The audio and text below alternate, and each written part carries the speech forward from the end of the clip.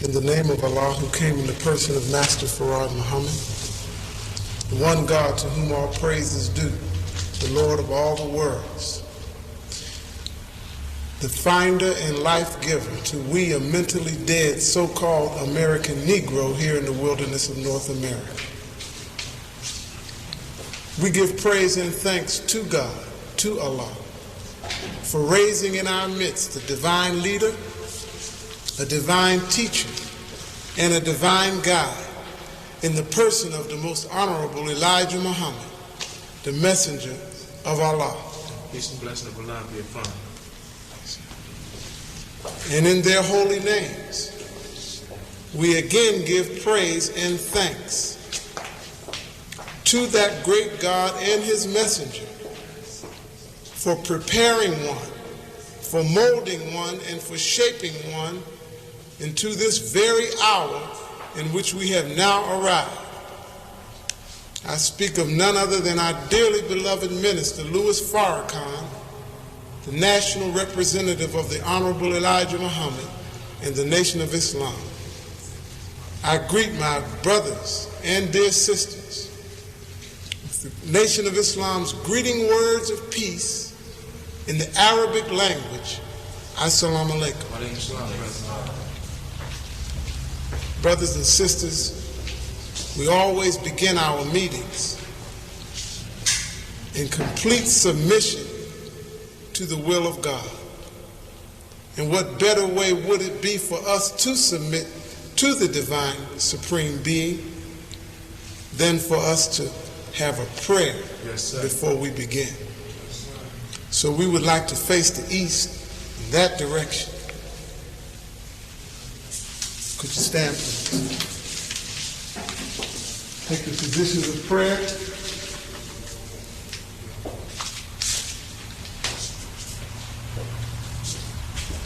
Surely I have turned myself to thee, O Allah, trying to be upright, to him who created the heavens and the earth, and I am not of the polytheists. Surely my prayer, my sacrifice, my life, and my death are all for Allah, the Lord of all the world. No associate has he. This am I commanded. I am of those who submit. O Allah, who came in the person of Master Farad Muhammad, make the Honorable Elijah Muhammad successful, and the true and righteous followers of the Honorable Elijah Muhammad successful here in the wilderness of North America, as thou did make Abraham successful, and the followers of Abraham successful. For surely thou art praised and magnified in our midst forever. And O Allah, bless the Honorable Elijah Muhammad and the true and righteous representative of the Honorable Elijah Muhammad, Minister Louis Farrakhan, and the true and righteous followers of the Honorable Elijah Muhammad here in the wilderness of North America, as thou did bless Abraham and the followers of Abraham. For surely thou art praised and magnified in our midst forever. Say he, Allah is one. Allah is he of whom nothing is independent, but of whom we all depend. He begets not, nor is he begotten, and there is none like him. I bear witness that none deserves to be worshipped besides Allah, and I bear witness that the most honorable Elijah Muhammad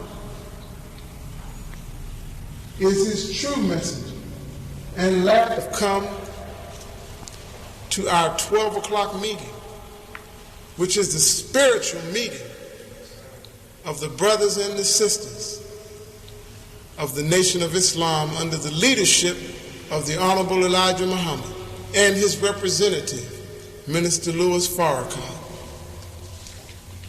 We believe that the Honorable Elijah Muhammad is the last messenger of God. That's right, brother. That is our belief. But we feel as though we have gone beyond belief at this point. We feel as though it's a statement of knowledge. Why do you believe that it is a statement of knowledge? Good question. If we look at the work of the Honorable Elijah Muhammad, his work bears witness to the fact that he is indeed a messenger of God. That's right. He was the only man who could put into a black man in America, a black man broken, a black man dead to the knowledge of himself, a black man so thoroughly robbed and spoiled here in America.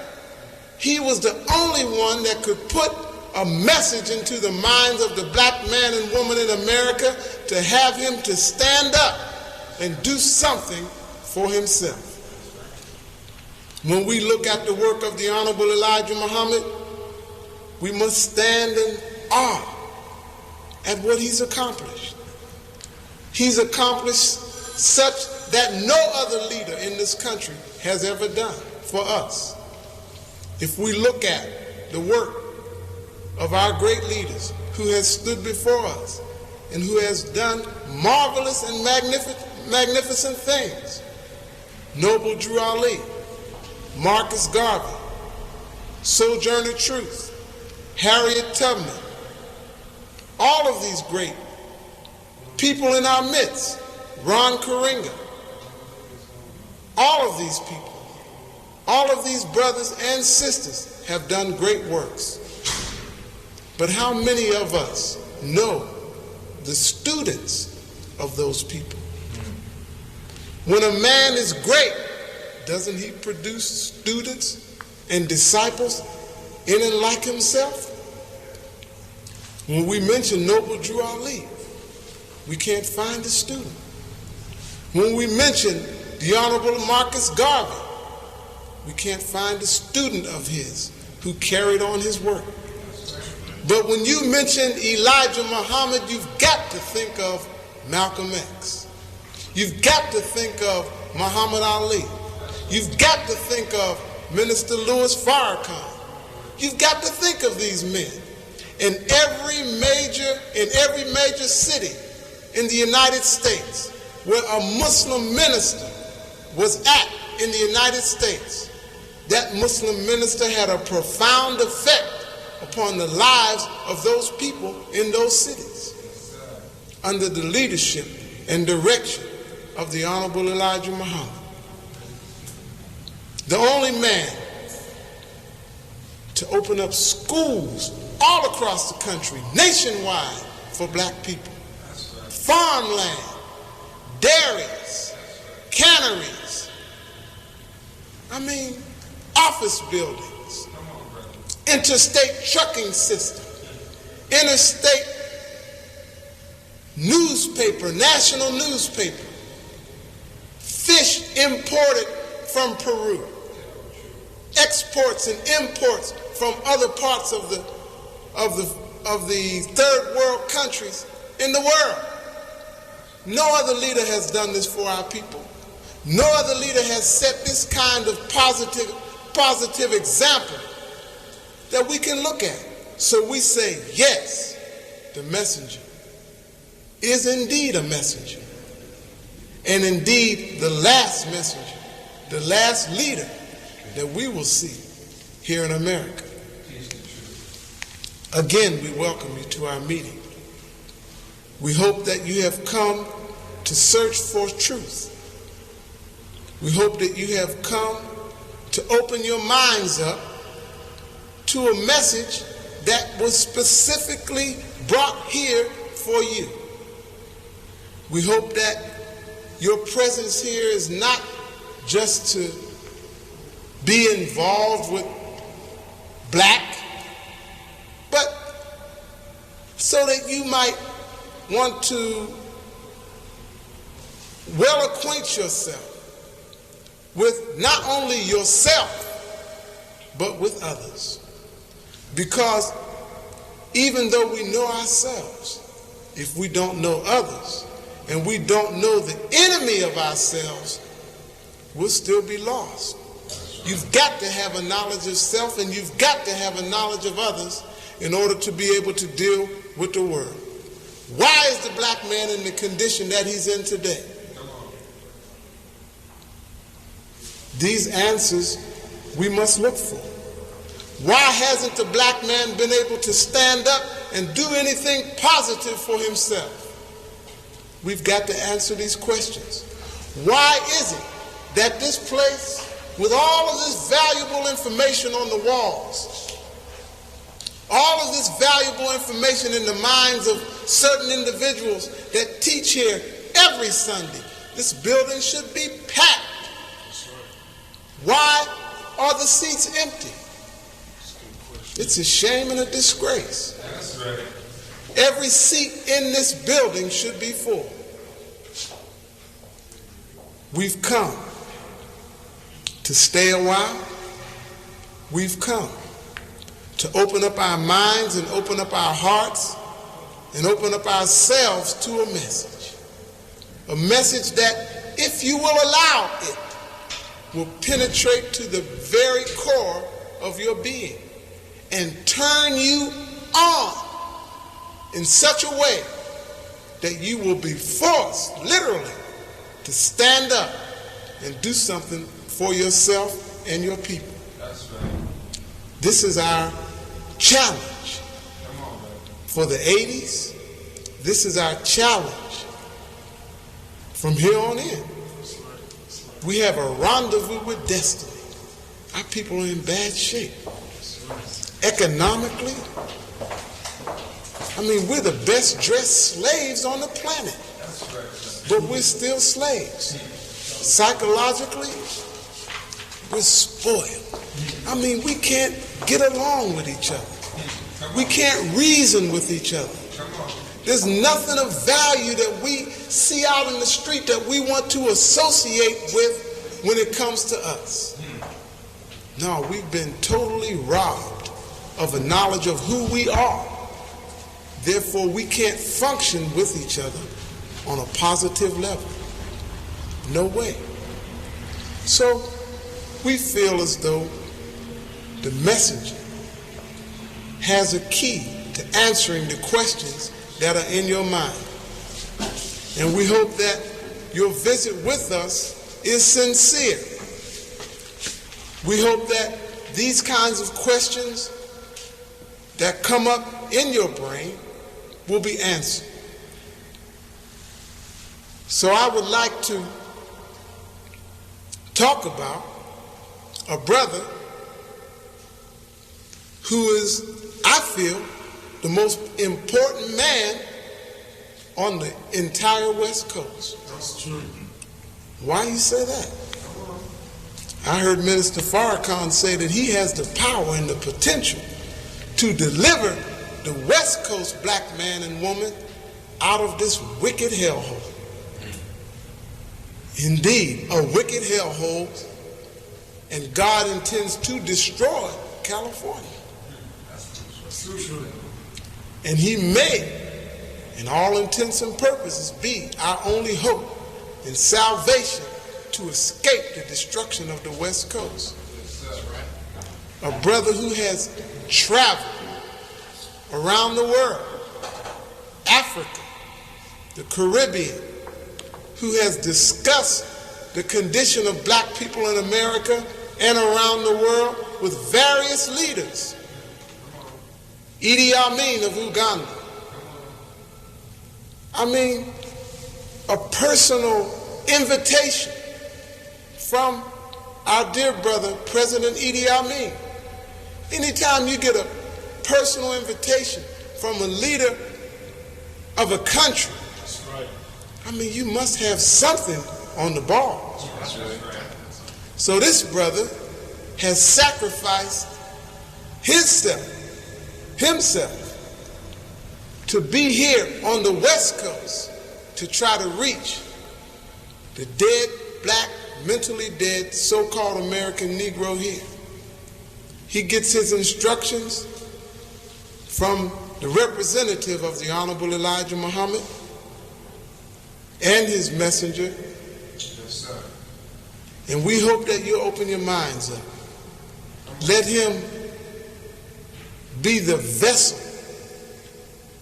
the delivery tool that Allah will use to bring it to you. Let him open up your mind, open up your heart to understand it. So without any further delay, I'd like to present to you the West Coast Regional Minister of the Honorable Elijah Muhammad, under the direction of Minister Louis Farrakhan, Doctor and Minister Malik Rashidin. Assalamu alaikum.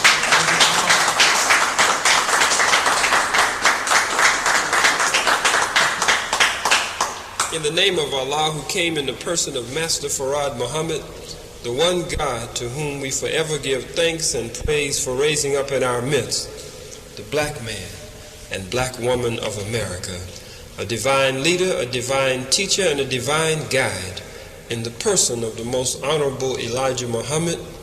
We forever thank Allah and his messenger for preparing and shaping a reminder and a warner for us in this very critical and crucial yet great hour in which we have now arrived. Minister Louis Farrakhan, in their names I greet you, my brothers and sisters, with the greeting words of peace. Assalamu alaikum. Wa alaikum salam. Our lecture today deals with the making of the devil.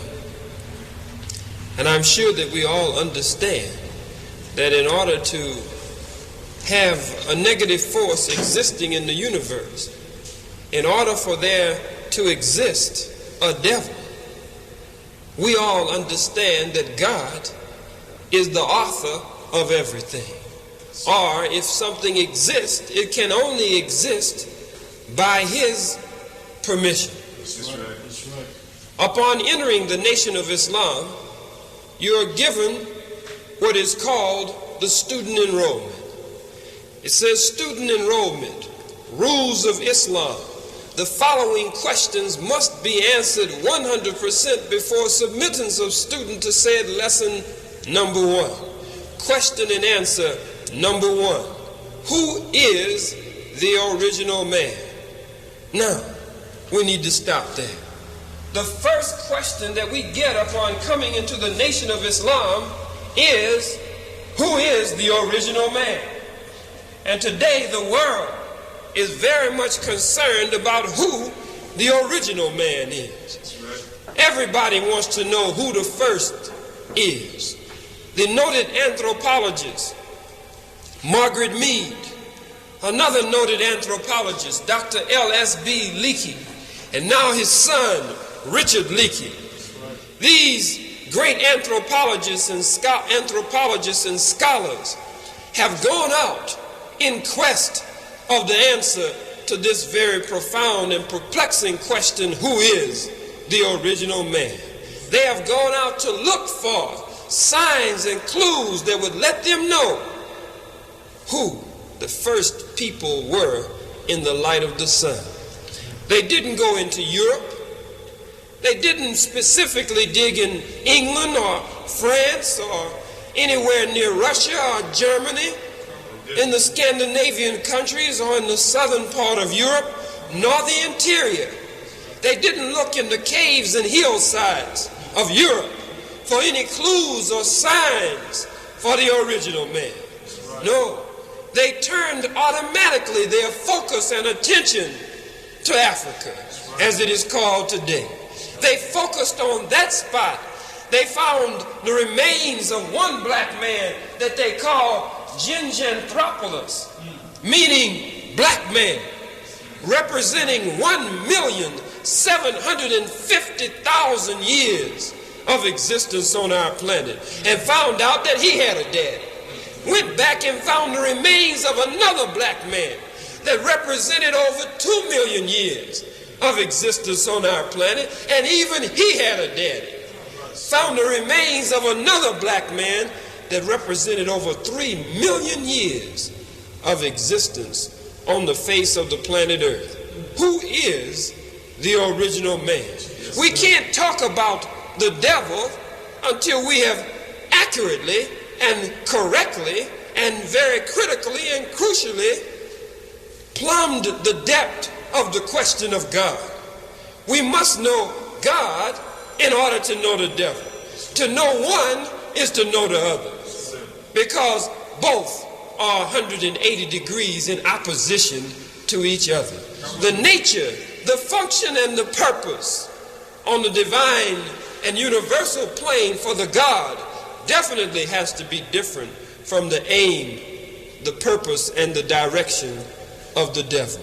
Who is the original man?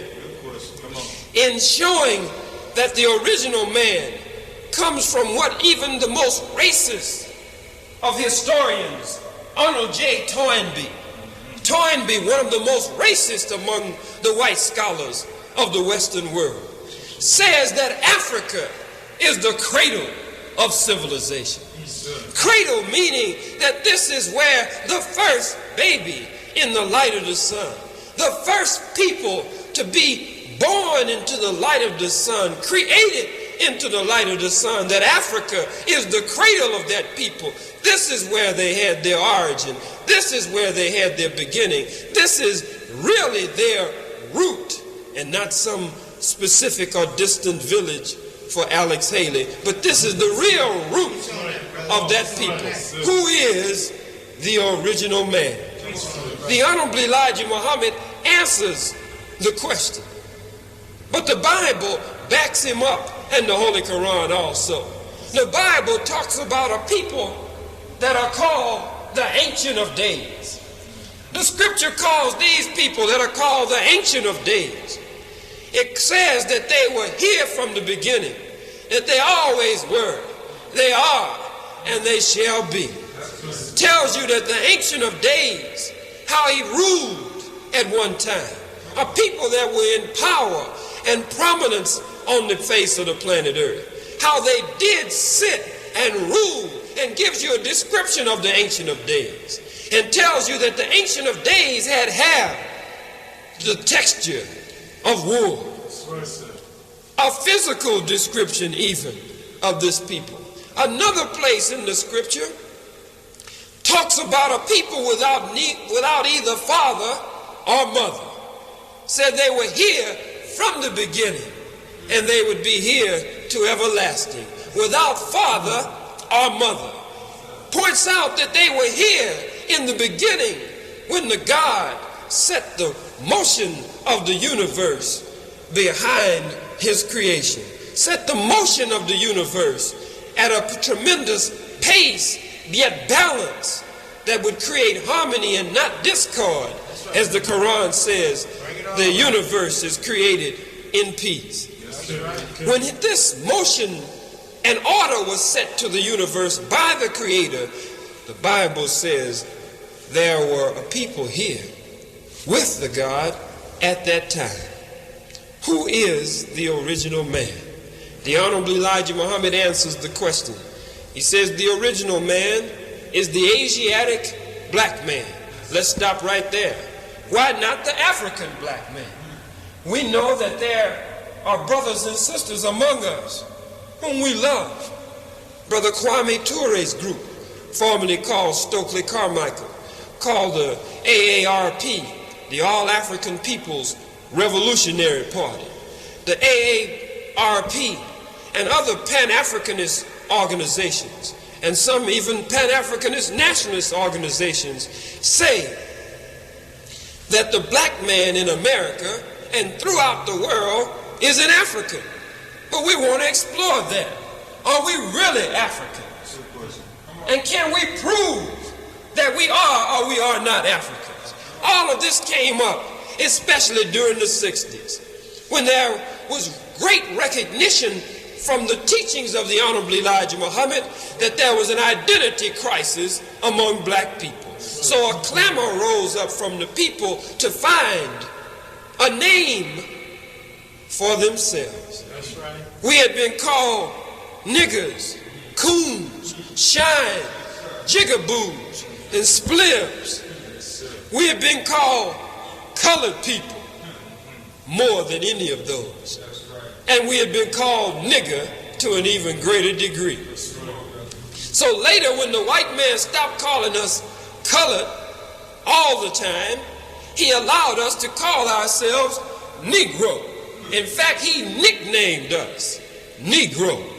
But you could not be caught spelling Negro with a capital N. Anytime you wrote Negro, the history bears witness that you had to spell Negro with a small n. And Negro, we were told, means black. But when we studied the etymological root, the origin, the beginning of the term Negro, we find that it comes up out of the Greek language, out of the Latin language. Necro, N-E-C-R-O or N-E-K-R-O. When you look at the two, the C and the K, and look at N-E-G-R-O, the C, the K, and the G, according to Grimm's law of consonants, the C, the K, and the G are interchangeable. And to exchange the C, the K, or the G does not alter the characteristic, nor does it alter the connotation nor the definition of the term. Necro in Greek and Latin does not mean black in a life sense, but it means black in a lifeless sense. Necrophobia. Necrophobia is a fear of the dead. Necrology. Here we hear ology at the end, so this has to do with a study of a particular type. But necro lets us know what you're studying. You're studying something about the dead. Right. A necromaniac is one who goes into the cemetery, digs up the casket and the grave of the dead, and robs the grave of the dead. Takes their jewelry off, might take their suit off, or might just be a freak that might crawl up in the casket with the dead. Necromaniac, one who has some leaning toward dealing with the dead, in some instances even on an intimate level. Necro, the root, the origin of the term Negro. You say Negro means black in Spanish, and that's true, but not in a sense of life.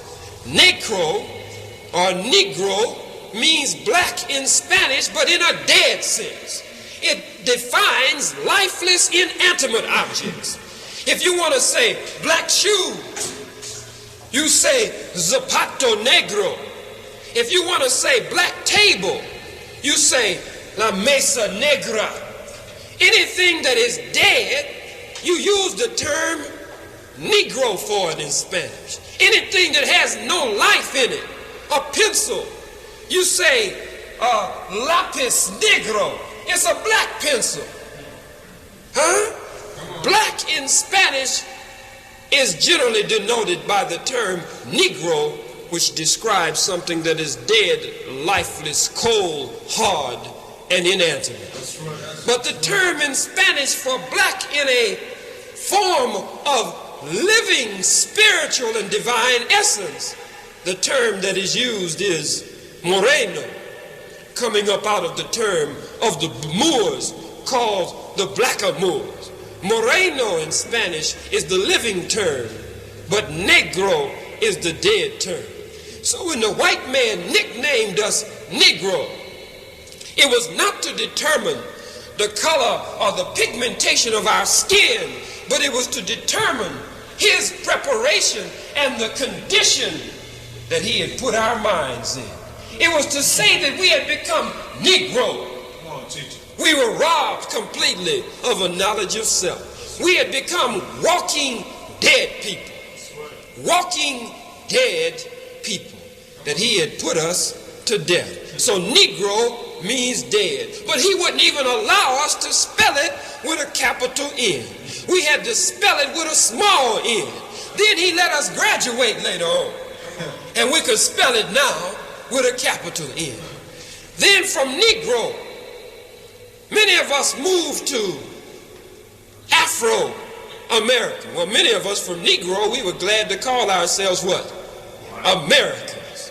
When he let us spell Negro with a capital N, then we got really proud and we started demanding that he call us Americans like himself. So we started calling ourselves, well, I'm an American. I was born in America. So all I know is America. We say that just because a cat has kittens born in the oven, don't make them biscuits. Just because they're born in the oven, your being born in America doesn't necessarily make you an American. You don't enjoy, nor do you share in the wealth, nor are you treated fairly or justly, nor have you ever been, nor will you ever be, as long as we're in the hells of North America, subjects to a wicked and a cruel beast in the hands of a wicked white slave master. So we started calling ourselves Americans.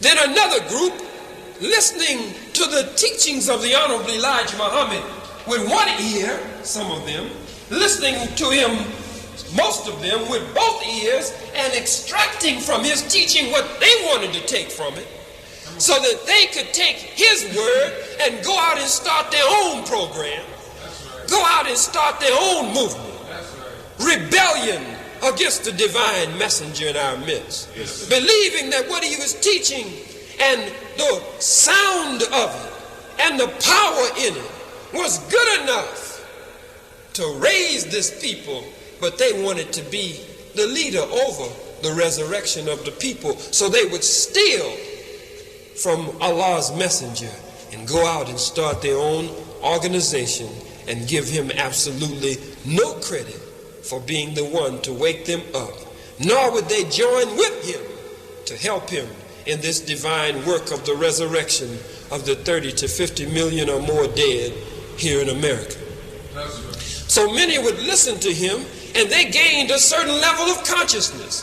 So they stopped calling themselves Americans, these who had gained some awareness. They said, I can't be called no American. That's the hunkey's name. That's the pig's name, America. So I'm an Afro-American. Afro-American. They said, history teaches me that a peckerwood by the name of Americus Vespucci from Italy came over and named this place after himself. He named it America. So I can't be called by Americus Vespucci's name anymore. I'm Afro-American. I'm getting rid of my white name, and I'm picking up a black name. But now the question is, did you really get rid of your white name and pick up a black one? If America is a white name and a white label on the people, what about Africa? How did the continent get the name Africa? How long has it been named Africa? Is this a true original name for the continent, or is that a slave name on the continent too? You got to ask yourself this. You can't just stop and dilly-dally and dab on the surface. Honorable Elijah Muhammad said you got to plumb the depths of the question and go all the way to the root. Because if you stay out on the branch, there's a strong possibility that the branch is too weak to hold you at a certain point, and the branch will break with you, but you never got to the trunk. You never went down to the root where it was strong, where there was sustenance and strength. So we see this leader come and go. We see that leader come and go. We see the followers scattered with never having anything of substance to deal with a cruel and a wicked and an oppressive beast, because they deal with branches of knowledge. They deny the tree of wisdom that God has placed in their midst. They refuse to go down the trunk of that tree to the root that he is now exposing to them. If we go to the root, we will find that Africa is not our name. Africa is not the name of the continent. No, we are not Africans. Hell no, we are not Africans. Are you saying we didn't come from that continent? No, I'm not saying we didn't come from that continent. That would be unintelligent, and it would also be untrue. Yes, we come from the continent. Yes, that land mass is the throne that we rule from. But Africa is not the black man and woman's home. You say, what? Africa is not our homeland? And you getting ready to hunch the brother or the sister who invited you here. Say, I thought you told me them niggas down there was black. Say, we went down there and the nigga told me I ain't no African. What's the matter with him? And I walked in the door, he had Africa on the wall. But they say we ain't no Africans? That ain't our homeland? Africa, the Honorable Elijah Muhammad says, is not your homeland. What? Why, this is new to me. I don't understand. I know what you're saying. Listen, teach us. How is it that Africa's, but I just learned that last year. I'm just getting black year before last or 4 years ago, and I'm getting a little Africa in me, and now you're telling me I'm wrong? I know that I'm not wrong. I know I'm not American or European. You're telling me I'm not African? Then what am I if I'm not African? I know I've got to be African. Look at me. I look at the people who come from over there, and I look at me. We look the same. What are you telling me? I'm telling you that they aren't Africans either. The people who come from Nigeria aren't African? How absurd can you get? You're insulting my intelligence. I know what you're saying. The people who come from Uganda aren't African? No, they're not African. The people who come from Egypt, the people who come from Senegal, the people who come from Guinea, Ghana, Mali, Songhai, Timbuktu, the Benin Empire inside of Nigeria, they are not African. The people who come from Kenya, they're not African. From the Cape, as it's called, all the way to Cairo, they're not African. I know many of you have started growing your afro. You want to follow them. I know many of you wear your tiki, your sandal, your dashiki, and you want to follow them. I know now, and I'm learning it myself. Swahili, I know it is now easy to roll from the black man or woman's tongue. It's easy to say Habarigani, say Umzuri, or you say Njema, Asante Sana, Habarigani. I know it's easy when it's time to part to say Kwaheri, Tutal Nana. I know that. When you're running your line to the sister and you want to be unique in a black way, I know you're not saying I love you all the time. You said Nakupenda Sana Habibi. I know all of this. But they are not African. You are not African. We are not African. The question is, who is the original man? Why does the Honorable Elijah Muhammad say the original man is the Asiatic black man and not the African black man? Is he trying to hook us up with the Indians and the Arabs on the Asian continent? There are some narrow-minded ones among us who say Elijah was just trying to get up close to the Asians so they would recognize him. The Honorable Elijah Muhammad never had a recognition problem. The Honorable Elijah Muhammad never needed any recognition. The Honorable Elijah Muhammad was recognized when the God put his hand on him and said, Elijah, after 3.5 years, I'm leaving you now. You don't need me any longer. He was recognized then. From the 30 to 50 million Negroes are dead, the first begotten of the dead raised up was the Honorable Elijah Muhammad. He didn't need any other recognition. Newspaper didn't have to print anything on him and didn't print nothing on him. Radio didn't have to be his friend. The TV didn't have to be his friend. He was recognized already. The devil told the early Muslims in the early days, say you can't raise black people up.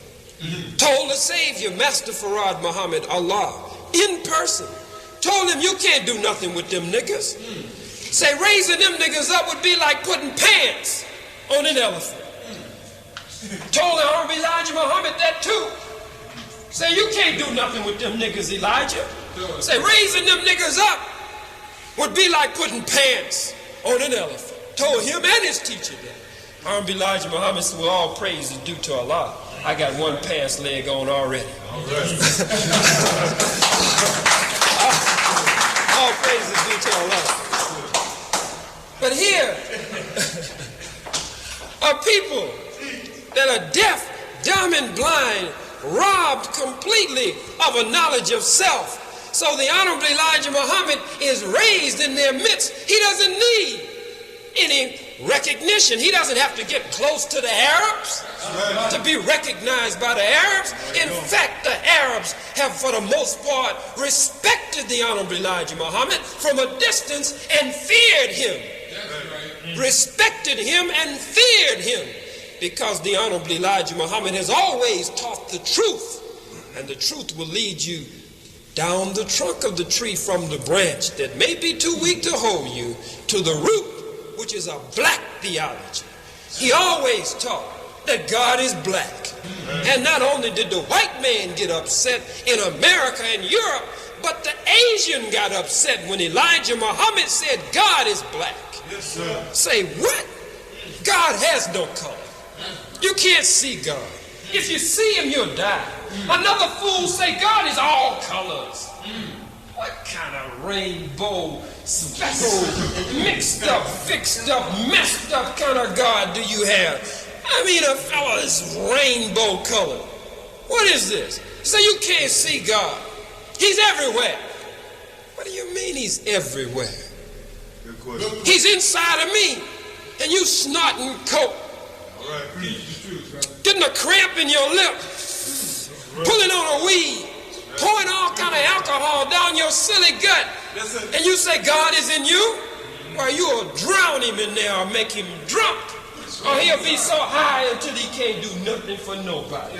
If he's in some of us, the way we act and carry on, God is all over. He's a spirit. As some Arab scholars say, he's incomprehensible. If he's incomprehensible, what is it that you believe in? You believe in that you can't comprehend? To comprehend means to understand. If the God is incomprehensible and he cannot be understood, then how does he expect his creation, the highest of his creatures, man, to follow him if he's put himself behind such a veil of confusion and lack of understanding and incomprehension? How could he expect his creation, the highest in his creation, man, to follow him? It doesn't even make sense. The preachers say, don't question the word of God. God don't mean for man to know everything. You can't understand God. Huh? God didn't mean for you to understand him. You think that you can understand God?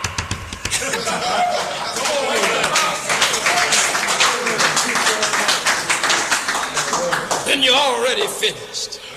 What kind of God is this these people worship that you can't understand? How can you follow daddy if you don't understand what daddy's trying to tell you? You're growing up. Daddy's trying to communicate with you. But daddy is so incoherent and incomprehensible, and you so many misunderstandings develop because you can't get to daddy. How could you ever grow up in the image and after the likeness of your daddy if you don't comprehend him, if you can't understand him? And if he's incomprehensible, then that means that you can't communicate with him. You can't communicate where there's misunderstanding. That is what misunderstanding is. That is what incomprehension is. It is when all understanding, when communication has broken down. That's what it is. When you don't understand something, there's a lack of communication. If there's a lack of communication, somewhere misunderstanding is on the line. The two just go together. So you're not communicating with this God that you say you're communicating with. You're pretending and fooling yourself if he's that abstract and that much of a mystery. So the Honorable Elijah Muhammad always taught us the reality of ourselves, God, and the devil. The three most important things that you can know is yourself, God, and the devil. If you know yourself, God, and the devil, what else is there? With those three, you have what is called the code of the universe. And with the code of the universe, you can decode anything. The first time hearing it, they're running at you. You got the code. They say, they run out of that. You say, yeah, that's quite simple. That means so-and-so, and such and such. Because you got the code of the universe, a knowledge of your black self, a knowledge of black God, and a knowledge of the real devil. Who is the original man? Why Asiatic black man? How did Africa get this name? Some historians say that two white explorers, and one was an explorer, I guess both were explorers, but one was an explorer and a conqueror. And to say white, you're saying explorer, and you're automatically saying conqueror. All of those are synonymous terms. S. Africanus and Leo Africanus. You notice their name, Africanus. Do you hear Africa in their name? Just like Americus Vespucci from Italy named America for himself. Now you got an S. Africanus and a Leo Africanus. Other historians say that Alexander, so-called the Great, was the one who made this name popular and made it known, that he started calling us African to a strong degree. When we study one of the most noted historians among our kind, Brother J.A. Rogers, in his book 100 Amazing Facts About the Negro, Brother J.A. Rogers points out that Africa, when you study not the branch, go down the trunk to the root. When you study the etymology, or Cafrica. Now you know down in the so-called Republic of South Africa, and I have to say so-called, because it's an illegitimate counterfeit government. The so-called Republic of South Africa, the insulting term for black people is Kaffir. They don't call you nigger in South Africa. You know, I'm sure some of them call you nigger. But the main negative term is Kaffir. So get out of my face, Kaffir. Well, that comes one of them Kaffirs. Kaffir. The root of the term Africa or Cafrica. What does it mean? The noted historian and scholar teaches us that it means the land of the disbelieving people. Other scholars say Africa or Kafir or Cafrica means the land of the savage and disbelieving people. And it comes to my mind now that in Arabic, the term for a disbeliever is kafir.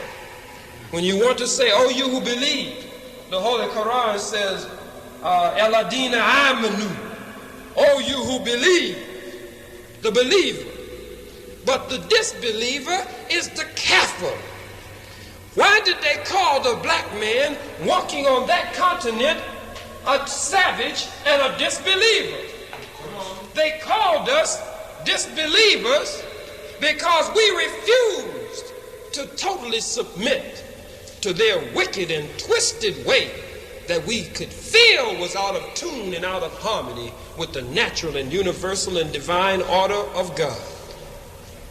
So we refused to totally submit to that kind of foolishness. So they called us kafir, savages, disbelievers who wouldn't accept their way. But Alexander went from one end throughout the known world to the next end, conquering and destroying. But that continent that you call Africa today received its name either of those three ways, from S. Africanus, Leo Africanus, and the popularity of the name, no doubt through what they call Alexander the so-called Great. So what is that to say? That is to say that the African world, as it is called, is not a fit guide for us today. Africa cannot give us guidance. How can Africa guide you when she's been there on the continent all of her life, never left to go away to any land in bondage for 400 years? We were brought away from our family, our brothers and our sisters who are still there. They stayed. We've been away from there 400 years. They've been there 400 years, and they have been robbed right in the very house. They call themselves Africans because the white men call them Africans. They don't know what they are. And how you gonna follow people who don't know what they are? They fight from one end of Africa to the next, as it's called. They fight in each village. Is this criticism? Yes, constructive criticism. It's family talk. It's not to put down our brothers and sisters in the house that we were taken from 400 years ago. It's constructive criticism. That's all it is. But the Honorable Elijah Muhammad says, you are not an African. They are not Africans. Why does he call us Asiatic black men? He calls us Asiatic because Asiatic is the root of the original term that the whole planet Earth was called by. 196,940,000 square miles represents the total land and water area of the planet Earth. And at one time, the whole planet Earth was called Asia. Some parts Northern Asia, Southern Asia, East Asia, and West Asia. The whole planet was called Asia. Why don't you have a flag that links you with Ghana? Why isn't your flag the red, black, and green flag? It's a nice flag, and we honor the flag, and we respect it, and we even fly it here and keep it in the office because we understand the symbolism behind it, and we stand on those principles beyond a shadow of a doubt. But we know that that's not our flag. Why don't we have a flag that links us to a particular tribe or a particular nation of people on the African continent, as it's called? Why don't we? It's because we're not supposed to be linked to any particular nation. Why can't this black man and woman in America pinpoint where he came from?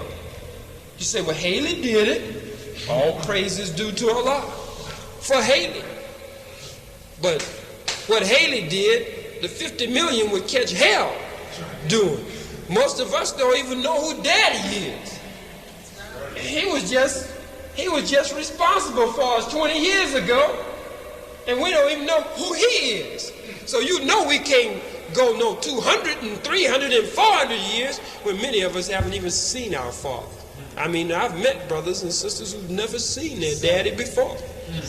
Don't know what he looks like. Some of you have never seen a picture of him.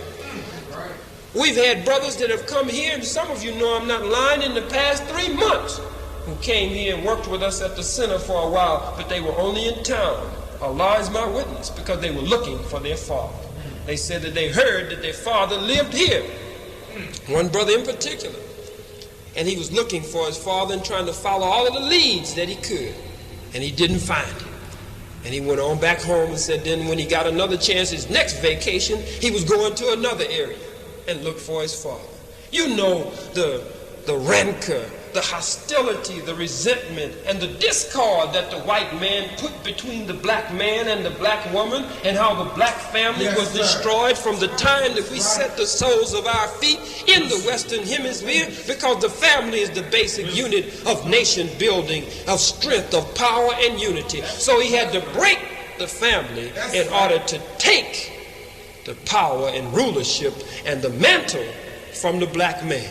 So he broke the family, then destroyed and broke the black man right before the black woman's eyes, so that she could not look up to him and respect him anymore. And then created a set of circumstances that would keep her so she could always get something.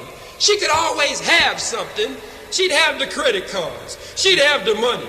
She'd have the house. She'd have the transportation, but set up a noose around the black man's neck that would continue to choke him and hold him in line. And if he moved too much, he would choke him out. Always set it up and kept it that way. So the family was destroyed. And in the destruction of the family, as we study it very carefully, we can see that that was one of the major downfalls of the black nation. But back to our point. As we look at it, Asiatic black man, the name that was given to the whole planet before the coming of the white man, we had no reason to split the earth up into nations, hemispheres, and continents. We weren't arrogant enough to go around naming places after ourselves. The whole place was Asian. When a people are called Asiatic, you're not talking about a little country. You're not talking about a continent. When you say Asiatic, you mean citizens of the world. Citizens of the world. Why don't we have a flag that links us to a particular spot? That's a very important reason. Yes, sir. So Africa is the throne that the black man ruled from, but 196,940,000 square miles of the planet Earth, 11 2/3 quintillion miles through the universe, is actually the home of the black man. Right. His home is the earth. But the throne that he ruled from is called Africa today. Honorable Elijah Muhammad goes on to say, the Asiatic, they say the original man, who is the original man? Say the original man is the Asiatic black man. That's right. Citizen of the world, not just the Africa. He's the maker, the owner, the cream of the planet Earth, Come on. father of civilization, God of the universe. That's right. You say, oh, Elijah, you kind of laying it on a little heavy, ain't you? What you mean? He the maker, the owner, the cream of the planet Earth. You mean these niggas is the cream of something? What do you mean he's the father of civilization, God of the universe? That sure is laying it on thick. They say the Honorable Elijah Muhammad teaches mythology. Some of his critics say he teaches a symbolic, mystical teaching that lies to black people. We're going to look at it and see if he really did. The Honorable Elijah Muhammad teaches us that when you're looking at the black man, you're looking at God. That we come from the family of the God. And God says in the scripture that we would be made in his image and after his likeness. Come on. Can there be an image and I don't see it? Locked into the term image or imagery is automatically sight. Right? Picture. You gotta see something. If I'm made in God's image and after his likeness, then it means that if you can see me, you can see him. And if you can see him, certainly you can see me. To see one is to see the other. All praise be to God. Made in his image and after his likeness. I know this is part one of the making of the devil. Part one of the making of the devil. But we got to make God first. You got to know how God got here before you can know how the devil got here. Because who's first? You got to deal with first things first. We always want to start at the tail end and then come back up if we ever, and most of the time get stopped along the way and don't ever make it back up. We always want to do it from the other end. We don't want to start at the right end and go through the proper channel. All right. The Honorable Elijah Muhammad says that God, when questioned about him, the main question that comes up is, how did God come into existence? If God is the maker of everything, where did he come from? That's what they want to know. The Honorable Elijah Muhammad says God is self-created. Self-created. You say, how could something create itself? We're talking about the supreme power in the universe, the prime moving force behind the universe, the supreme intelligence, the divine intelligence of the universe. Self-created. The Honorable Elijah Muhammad says God self-created or created himself from the atom of life. I wish I had a black one. From the atom of life in triple darkness. In triple darkness from the atom of life, the God created himself. So that means that he wasn't in this present form that you're looking at today. But the Honorable Elijah Muhammad said the key to understanding how God created himself in triple darkness, the key to that is looking at and studying yourself. That's right. When you look at and study yourself, you came from the atom of life.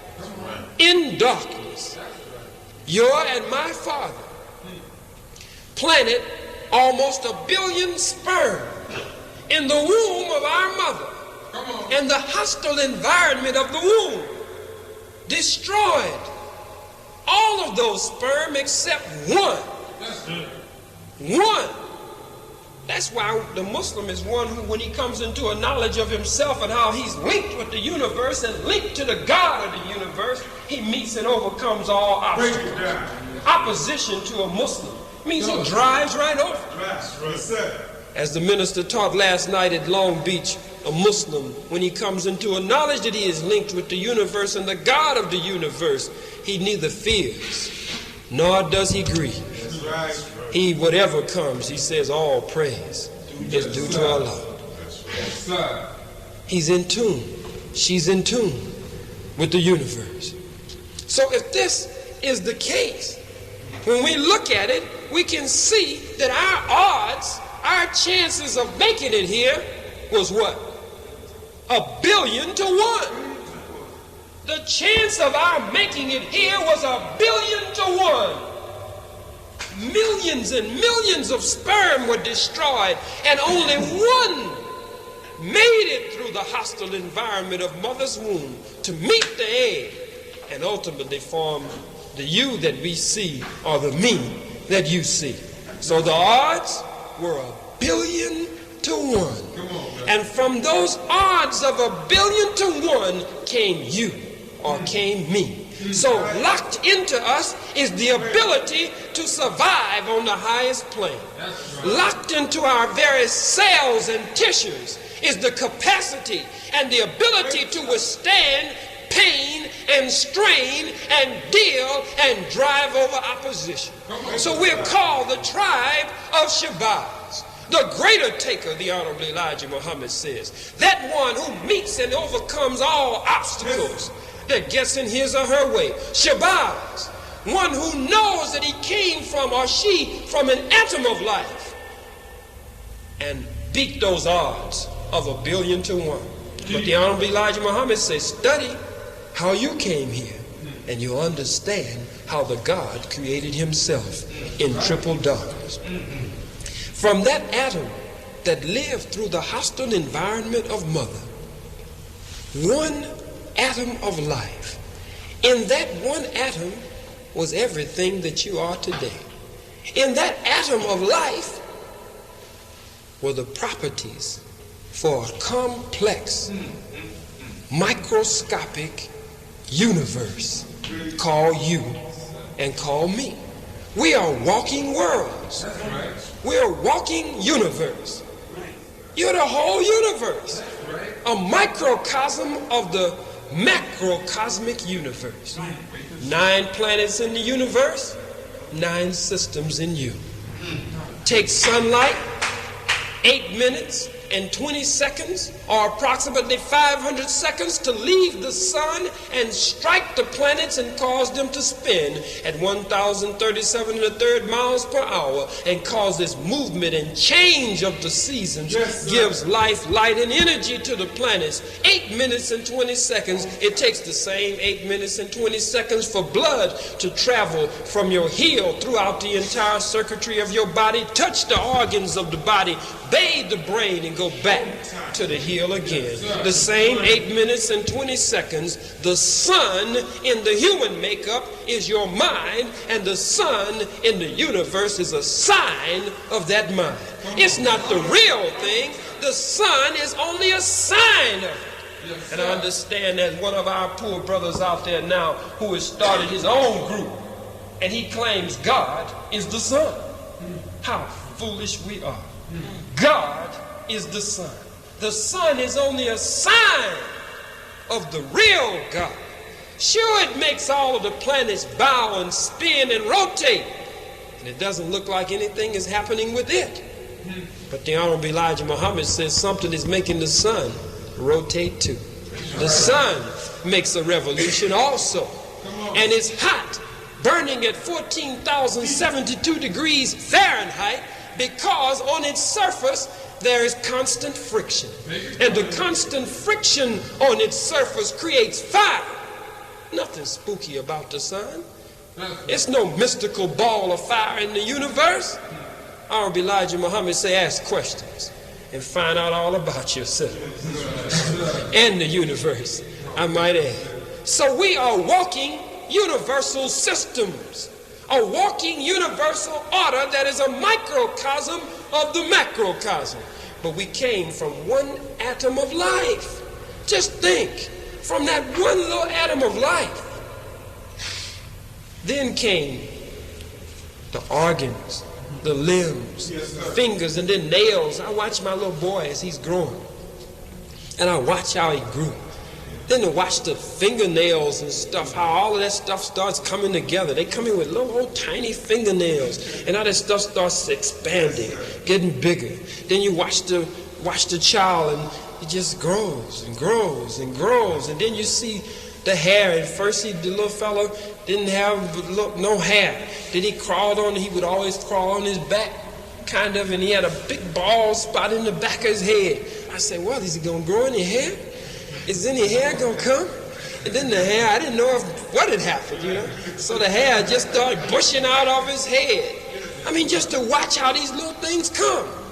What is the hair on the earth? The grass. The lakes, the rivers, the brooks, and the streams, and the oceans. Don't you have the veins and the arteries and what they call it, the capillaries? Is that what they call it? That run and carry everything through the flow. Don't you? Aren't you 70% liquid? Isn't the planet Earth, that's 2/3 liquid? Isn't the planet Earth 139,685,000 square miles of water and just 57,255,000 square miles of land? 2/3 liquid and 1/3 land? Aren't you 2/3 water and 1/3 the essence of land? What's the difference in you and the universe? What's the difference in you and the earth? Why does the Honorable Elijah Muhammad say that the original man is the Asiatic black man, and that God is man and man is God, and to know one is to know the other? Why? We've got to understand this man, Elijah Muhammad. Weigh what he teaches. Study it and pick at it, because he never told us, like the preacher, don't question the word of God. The Honorable Elijah Muhammad said, question what he taught. He offered $10,000 from his brother's vest pocket and his life if you could prove one word, not a whole sentence. You ain't got to prove a whole paragraph, just one word of what he taught wrong. No takers, no challengers, no winners, no contention, because there was no contenders for the Honorable Elijah Muhammad. None. Looking at it, when we look at it, we can see that from that one atom, if you remember your growth and development, how the height started coming. Little bitty thing, going 21 inches, 23 inches, something like that. And then it started growing, be sick. Can you imagine Khalid Abdul being 25, 26 inches long when he was born? Now this man is 7. Look at Brother Mustafa. Can you ever imagine Brother Mustafa? Stand up, Brother Mustafa. Can you imagine Brother Mustafa being 21 inches? But he came from that. But all of the properties were in one little atom. Then look at how the resonance, the speech pattern, the articulation and the projection of the voice, all of that came from that one little atom. Who would believe that in that little atom was the property for producing speech? The property for producing thought, the property for producing reason, emotion, feeling. All of that came from one little atom. Holy Quran says in everything in nature there is a lesson if man will be mindful. We have to study the natural order. Honorable Elijah Muhammad says we are one with the Creator. That sperm is planted in the darkness of mother's womb, because the Honorable Elijah Muhammad said the God from the atom of life, when that atom was set in motion, from the atom of life, is self-created or created himself in triple darkness, and then the God made it a law, a universal law, that everything that would come into existence from that point on would have to be born in blackness. Everything that would come into existence after he created himself, he then locked that principle, locked it as a code in the universe. I don't care what you name, it came out of blackness. You name anything, I'll show you that it came out of blackness from the teachings of the Honorable Elijah Muhammad. If it's a plant, the plant came out of darkness. You plant the seed in the blackness of the earth, and it works and turns in the darkness of the earth. It sends a root down in the dark, out of sight, long before it sends a shoot up in the light. That's the plant world. Throughout the plant world, any plant you can name.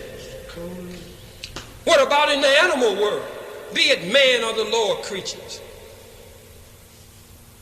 Something is sent in the darkness, and it forms in the darkness before it comes out. What about the fowl? In the darkness or the blackness of the egg, the average chicken stays there 21 days in the blackness of the egg, and on the 21st day, while it is in there, drawing from the matrix of the universe, drawing from the cosmos inside of the blackness of that egg, it draws everything that it needs to it inside of the shell of the egg. And around the 28th, the 19th, the 20th day, it begins to form a beak. Didn't have that at first. Little feathers start coming on it. It's still in the egg. It develops a beak around the 21st day. Where did it get the beak from? Because from the atom of life that little creation comes from, everything that is needed, the properties of it are already there. And it draws from the matrix of the universe, from the core of its essence that is one with the cosmos, and it forms a beak. And then with its own beak, it cracks the egg and comes out into the light. Everything in this room, including the room, came out of blackness. It was once in the blackness of the mind.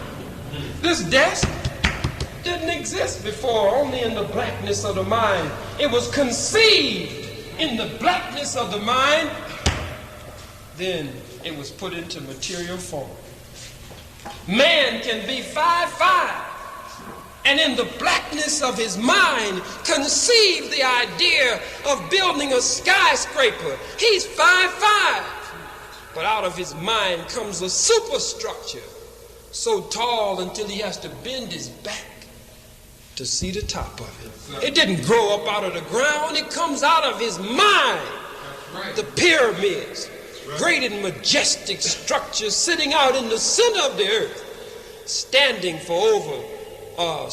for close to 4,000 to 5,000 years, standing there in the great desert of Giza. Giza, incidentally, means darkness in Arabic and in Swahili. In the darkness of the desert of Giza stands the great superstructure, the pyramid that the white man calls one of the wonders of the world, which means that he is still wondering how we were able to do it. Came out of the darkness of the mind. The car came out of the darkness of the mind.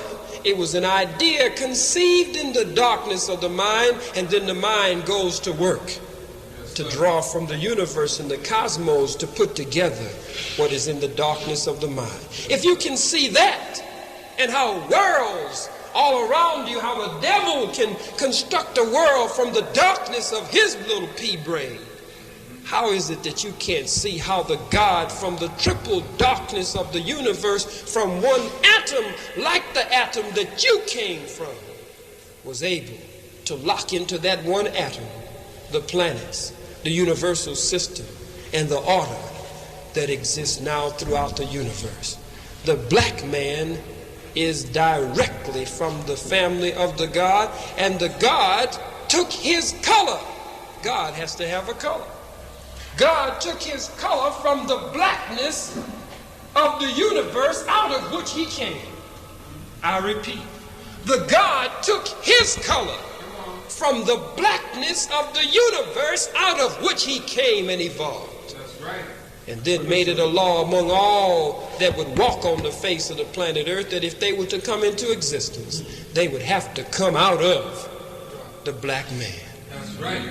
If there's a brown man, he had to come out of you. Right. If there's a yellow man, he had to come out of the brown man. Right. If there's a white man, he had to come out of the yellow man who came out of the brown man who came out of the black man. All right. Make us something. God, self-created, the father of everything, the prime moving force behind the universe. We have a higher self and a lower self. This is called the upper world, and below the belt, where the appetites of the stomach and the passions of the flesh, that's called the underworld. The upper world and the underworld, the higher self and the lower self. And we talk about putting the lower self in complete subjection to the higher self. When we pray symbolically, that one of the prayer positions is the left hand, which is the hand that is symbolically used in the Arab world or in the Eastern culture, the hand that is used generally to do all of the things that are not so clean. They wipe with the left hand. When they take care of their personal business in the bathroom, they do all that with the left hand. They blow their nose with the left hand. They handle certain things that aren't too clean with the left hand. So it's a symbol of something. Nothing wrong with the left hand, it's just symbolically used. So what happens in one of the prayer positions is you pull the left hand in. Where do you put the left hand? You put the left hand in over the passions of the stomach, the appetites of the stomach and the passions of the organs. And then when you pull it in, what do? Brother Shaheed will tell us something about that. You take the right hand and then you clamp it. You put it in one of them mean divine karate grips or kung fu grips, and you pull it in and you hold it there. Why are you holding it here with the right hand? You put it right on top of the left. And you pull it in and hold it there. Meaning you're holding the appetites, holding the passions, and clamping down on the hand that would have the tendency to do the negative. You're holding the passions and clamping down on the hand that would have the tendency to do the negative. You're holding as a check and a balance for it. When we understand this, then we can see that inside of the black man is a positive and a negative element. Inside of us was dominant and still is, and recessive.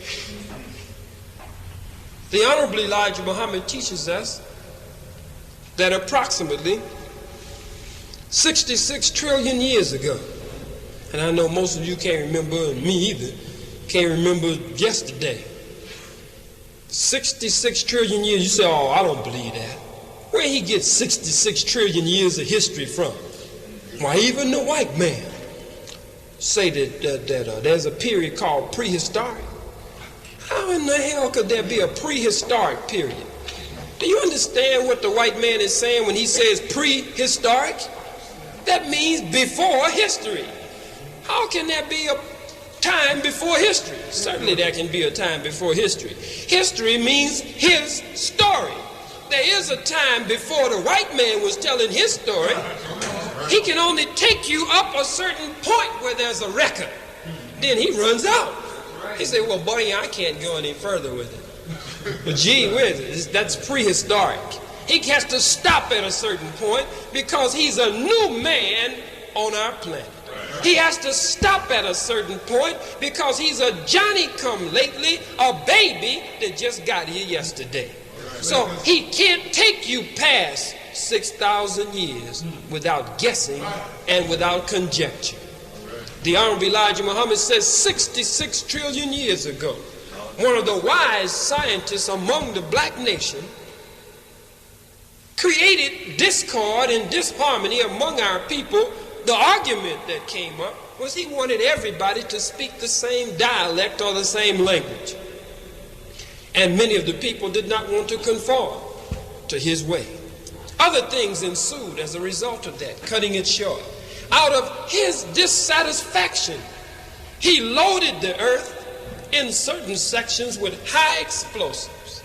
And in his loading the earth with high explosives, the Honorable Elijah Muhammad said he hoped that he could destroy the planet and destroy the people for not even going along with his plan. Now, there are reasons to believe that as we look at the map today, when we look at Africa as it's called and South America as it's called, it looks like Africa and South America, if it were a puzzle, you could fit the two together. You look at some other land masses, it looked like at one time they may have been one. The devil calls it the Big Bang Theory. The Honorable Elijah Muhammad says 66 trillion years ago, we were responsible for a major and significant change and explosion that took place in the universe. He says at one time Mars used to be the satellite closest and around the earth.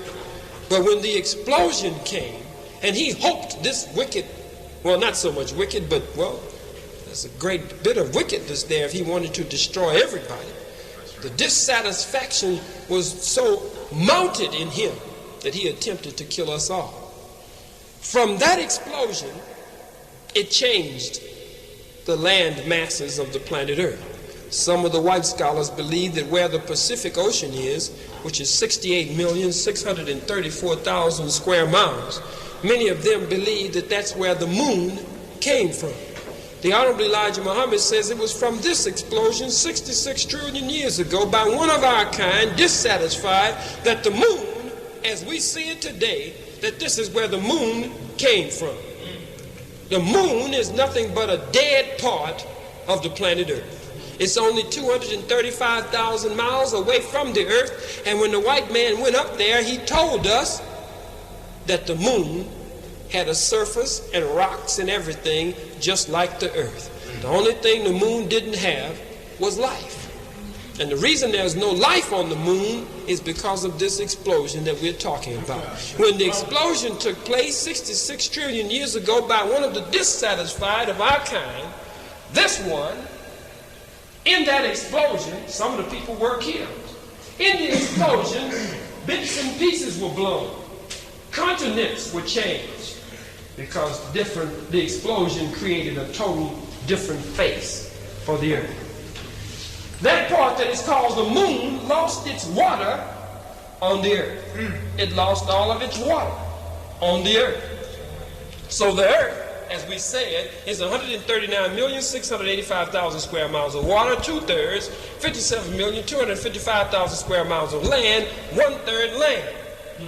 So the question you should ask is, if the earth is 2/3 water and just 1/3 land, and the physics law teaches us that water seeks its own level, why isn't it that the 2/3 water does not drown out the little 1/3 land?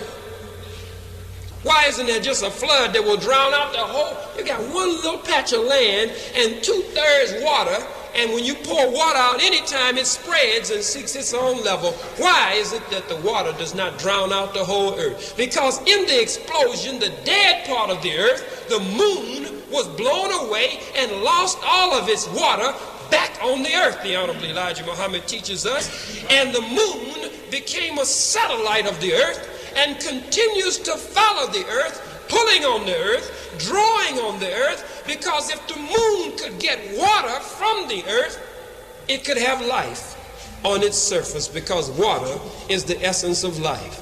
So the moon controls all liquids on the earth, controls all liquids. The monthly cycle of system takes place at different phases of the moon and different periods, if you will, of the month and of the moon. The sap that runs in trees, the flow of the sap in trees is controlled by certain phases or periods of the moon. You walk out to the beach and you see the waves leaping up in the air, rolling in and jumping up in the air like they're trying to escape. It's because of the strong attracting power that the moon has on the waters of the earth. So the waves are leaping. The moon is pulling on the waves, trying to get life. If it could have water from the earth, it could have life. 66 trillion years ago, this came about. We won't go into that any deeper. There's much, much more to that. The Honorable Elijah Muhammad says that's one major example of dissatisfaction. 50,000 years ago, to skip a segment of history, 50,000 years ago, one of our kind by the name of Mr. Shabazz, which means, again, the greater taker, that one who conquers all. Mr. Shabazz, dissatisfied also, wanted all of us to move out of that area that they call the Middle East now, which is nothing but really so-called Northeast Africa, wanted us to move out of that area. That's where we ruled from, what they call the Holy Land, where the white Jews are and the white Arabs are today. Read Dr. Chancellor Williams' Destruction of Black Civilization, Sheikh Anta Diop's African Origin of Civilization, Myth or Reality, Dr. Yusuf bin Jochanan's Black Man of the Nile, Dr. Walter Rodney's How Europe Underdeveloped Africa, and even read Stoddard's The Rising Tide of Color and Against White World Supremacy. Read Silberman's, I think is his name, Silberman, Crisis in Black and White, and there are many others, will show that we lived right in that area, and all of what is called Arabia today and Jerusalem and all of that area was jet black. All of it was jet black. That's the throne that we ruled from. We called that the best part because of the spiritual atmosphere there. We call that the best part, and it's the center of the earth. We have a lesson that says, why isn't the devil settled on the best part of the planet Earth? The best part is right in that area. The lesson goes on to tell us, but picking it up and moving because of time. 50,000 years ago, a dissatisfied one, another dissatisfied one among us, wanted to move us from that area down into the interior of East Asia, as is called Africa today. Wanted to move us down into the interior of East Asia, or Africa as it's called, to conquer the jungles of Africa. He wanted to produce a superior people that could meet and overcome anything, a people who would become a tough people. Now the Honorable Elijah Muhammad said we looked somewhat different before we left that area, those who left. He said we had straight, cold black hair at that time. We really did at that time. Our nose was different. This is not to make an excuse. This is history. We love it the way it is now, but we got to go to root. Our nose was different. Our lips were different. And our hair was different. He says, but when Mr. Shabazz moved us down, he was only successful in taking his family, which you dealt with almost tribes at that time, and extended families, took them down into the interior of the jungles of Africa to conquer that area. Yes. And to create a superior people that could conquer all, Shabazz. The Honorable Elijah Muhammad says it is the equator running around the belt of the earth that causes the earth to spin at 1,037 1/3 miles per hour, because the sun's rays striking the earth at its equator is what causes the earth to spin and rotate. Sunlight. Say, I don't believe that, Mr. Muhammad. He said, then why is it that the hair on top of your head is nappy, but your eyebrows are straight? Why, if you have a mustache, is your mustache straight? Why is the texture of your hair in other protected areas under your arm and in the pubic area, why is it generally different from the texture of hair on top of your head? It is because the sun's rays hit the head directly and over a period of time change the texture of the hair. The nostrils expanded because of the different climate and the atmosphere, and over a period of generations to take in more air, the nostrils expanded. Quickly moving. He moved his people into that area called Africa today. Us, our people, the present black man and woman that is on the continent today. And we've mastered the jungle. The white man studies us in his different journals, and he's shown that we have mastered the wildlife of that area. Mastered it. But we lived everywhere. Study the noted historian and attorney LeGrand Clegg's Blacks Around the World. Study the other brother who works with him, Brother Wallace, I can't think of him, Wallace Walker. And brother who works here with us, who will be back in another couple of weeks, Brother Nana Olu, who's done tremendous and great historical research. You will find that this is absolutely correct, that we lived all over. China, the original Chinese, is jet black, and they are pushed down in the southern part of China. And even their gods, if you read J.A. Rogers, the historian, points out that their god had black features and nappy hair. Throughout Europe, black, the deity, even the mother and the baby Jesus, all of that, the main statues were all black with nappy hair. Southern Japan, the original Japanese in Japan was black, now pushed down into southern Japan. Saudi Arabia, correct pronunciation, Saudi Arabia, coming from the Arabic root Aswad. Saudi in Arabic and in Swahili means dark or black. So the continent that you call Saudi Arabia is Saudi Arabia, black Arabia, and it was all black at that time. Everywhere you went, we were there. We had already been there. Many of the historians point out that when the Indian got here, the Indian leaves an account and leaves a record about the dark-skinned people that were here to meet him, looking him in the face. When he came down through the Bering Strait and stepped on over here, we were here. History says before Christopher Columbus was even a twinkle in his daddy's eye, before his daddy was even a twinkle in his daddy's eye, hundreds of years before Chris, we had ships rolling across the ocean, back and forth from continent to continent. Blacks around the world. We're going to have attorney and historian LeGrand Clegg and Wallace Walker here to show us the proof.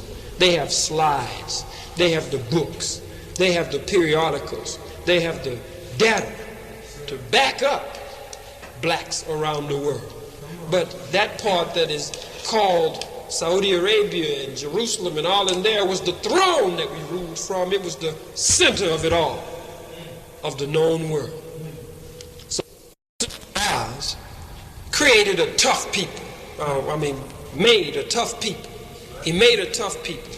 The people who are the descendants of Africa and who live on that continent today, as they're called. But it was out of dissatisfaction that we even ended up down in that area and ended up as tough as we are. So this kind of dissatisfaction, time is running out, kept hitting us. From time to time, there were dissatisfied ones born among us. Because in the black man is dominant and recessive, satisfied element and a dissatisfied element, a strong element and a weak element. Because he's original. And anything that is original must have itself and something that is not quite as itself. True. Inside of a positive charge is what? Negative. All right. So that's negative, and then you have a positive. Inside of woman is 2 X chromosomes, which produces what? Male or female? Female. 2 X chromosome, which produces female. But inside of man is what? X and Y. X and Y chromosome. Exactly what's it? X and Y chromosome to produce self and to produce her. He carries himself in him and he carries her in him. She carries 2 X chromosomes herself. Inside of original is always the original and that which can come from the original. So there was always a possibility for dissatisfaction to rise up among black people, but only in small, isolated manifestations. So it became necessary when the balance was not always struck to try and tap why this dissatisfied element kept rising up among black people. Over 6,600 years ago, one by the name of Yaqub was born among our people. At the age of 6, while playing with steel, the history teaches us, and you can read it in Message to the Black Man on page 103, while playing with steel, he noticed that opposite poles attracted opposite poles. That opposites naturally are magnetized and attracted to each other. The history teaches us that Yaqub was born with the determined idea to make a people unlike his own people. To make a people unlike his uncle's people, his father's people, and his own people. He was born with the determined idea to do that. At that time, it was approximately 70% of the black nation satisfied and approximately 30% dissatisfied. But the Honorable Elijah Muhammad says anywhere there's 30% dissatisfaction, it brings about a change. So with just 30% dissatisfaction, a change had to take place. So Yaqub studied very hard, graduated from all of the major institutions of learning in his area, and was very wise. And at a very young age, studying the dominant and recessive genetic makeup of the black man, noticed these 2 separate genes, one black and one really lighter than that, which was brown. He dominant, recessive, strong, weak. He realized that if he could isolate the recessive gene or genetic trait in the black man, isolate it and drive it to its last stage, he could produce a people, grafting them from his people through a special system of sex and birth control. He could produce a people unlike his people. So Yaqub started to try and look for those who were dissatisfied among his people who could help him with his work. And as Yaqub went about teaching this kind of teaching and telling those who wanted to come and get with him that he could make them rulers in the earth and that everybody would serve them, he taught them Islam on a luxury basis, which would allow them to do the things that they really wanted to do in their hearts anyway, because they were already of the dissatisfied element of the black nation at that time. So Yaqub went out searching and teaching this on the streets and making converts. The history tells us that he was locked up, and his followers, some of them, were locked up. But everywhere they would lock up his followers, they would start converting the people in the jails. So the authorities went in and they sat down to analyze this thing. And the black man has always kept a record. The Honorable Elijah Muhammad said one time he used to write his history in 35,000 year cycles. But now he writes his history in 25,000 year cycles, because the circumference of the planet Earth is 24,896 miles, and he writes a history 1,000 years to 1 year to every mile of the circumference of the home planet that the God lives on, that is called Earth. History written in 25,000 year cycles, a record kept. When they checked it, the authorities, they found out that it had been written and prophesied that one would come. How does the prophecy come? How could it already be written? Because there was always 23 wise men, and still, even today, not the same 23, different ones in different periods. Let's keep it real. All right. 23 among the people that could go out and sample the thinking of the people. There was a time when we even communicated mentally. How do you think he came up with the telephone? Where do you think he got the TV and the radio from? Studying God's nature. There was a time before we were crossed up and messed up, we could communicate mentally with each other. That is the truth. Right. There's a saying among white people that the lie would be told for so long until when the truth would come, it would sound like a fairy tale. Because we would have heard lies for so long until we would hear the truth and say, oh, that's ridiculous. That's madness. Even when somebody tell you that black people are going to rule the world, you say, oh, that's a fairy tale. Say, not only is it a fairy tale, get a straight jacket for the nigga who said that. Come on. That's what they said. Been told lies so long until when the truth would come, it would sound like a fairy tale.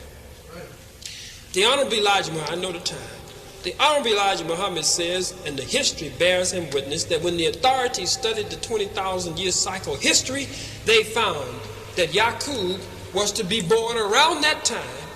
You see, the 23 scientists, that's the point I was making, would study and sample the thinking of the people, and they would make mathematical computations into the future as to what the people would be doing so many years in the future. That's how a Bible or a Quran can be written, and when you read the Bible, you can see events unfolding right before your eyes that the Bible prophesied of, because they could sample the thinking of the people and then mathematically project for the future what their seed would be doing further down the line. So it said, yes, Yaqub was to be born at this time from the dissatisfied, and he would attempt to make a people unlike his own. What would be the purpose? The purpose would be because of the dissatisfaction that existed in the makeup of the black man. That weaker germ had to be isolated, and the black man would have to live under that to see the consequences of submitting to his weaker self, to see the consequences of being of the dissatisfied element. So they said, well, we can't stop him from doing his work. There's no way we can stop him. He was born with the determined idea, and he was the wisest one of his day. Actually a god in his own right, on the level that he could be. So Yaqub went to the authorities and Yaqub, they talked. And he asked if they could be taken care of for approximately 25 years on an island in the Aegean Sea called Pelon, or in the Bible in Revelation called Patmos. You read it where it talks about John on the Isle of Patmos. There, 59,999, Yaqub making the 60th thousand, and remember it was at the age 6 that he got the greatest knowledge of the law of opposites and how attractive they are, and that he would make his man along those lines. They moved there to the Aegean Sea on the Isle of Patmos. Yaqub set up